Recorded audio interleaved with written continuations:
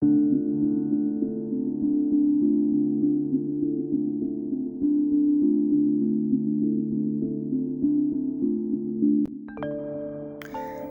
kehidupan demokrasi di Indonesia, praktek korupsi makin mudah ditemukan di berbagai bidang kehidupan.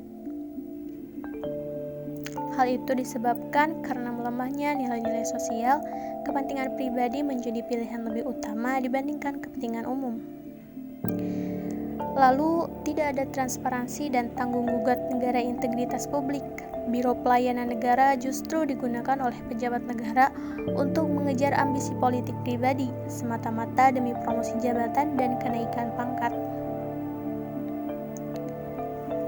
Karena dua faktor tersebut, pelayanan negara tidak pernah termaksimalkan, karena praktik korupsi dan demokratisasi justru memfasilitasi korupsi. Bagaimana dengan negara yang dikenal sebagai negara demokrasi ternyata memberikan ruang sangat lebar untuk upaya menyelenggarakan pesta korupsi oleh seluruh pejabat negara. Hal ini sebagai evaluasi bahwa pemerintah serta undang-undang konstitusi juga menjadi pendukung atas terjadinya korupsi. Penanganan dan pemberantasan tindak pidana korupsi yang dilakukan oleh Komisi Pemberantasan Korupsi atas kasus-kasus yang terjadi di Indonesia membuktikan bahwa begitu akutnya wabah korupsi dan begitu kompleks permasalahan korupsi di negara kita. Kekayaan negara, perpolitikan negara, dan pembangunan di negara Indonesia tidak bisa berjalan dengan segera sehingga tidak tercapainya tujuan negara. Oleh sebab itu, kita sebagai masyarakat seyogyanya sadar akan urgensi penegakan hukum pada tindak pidana korupsi.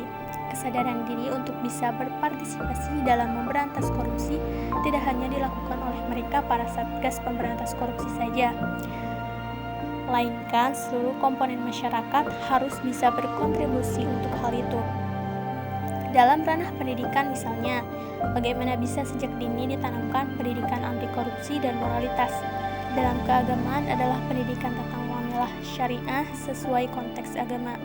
Dalam sosial, bagaimana bisa membangun interaksi yang sinergis antara masyarakat dan aparat pemerintah, sehingga bisa memperkecil adanya praktik korupsi yang sudah merebak di negara kita.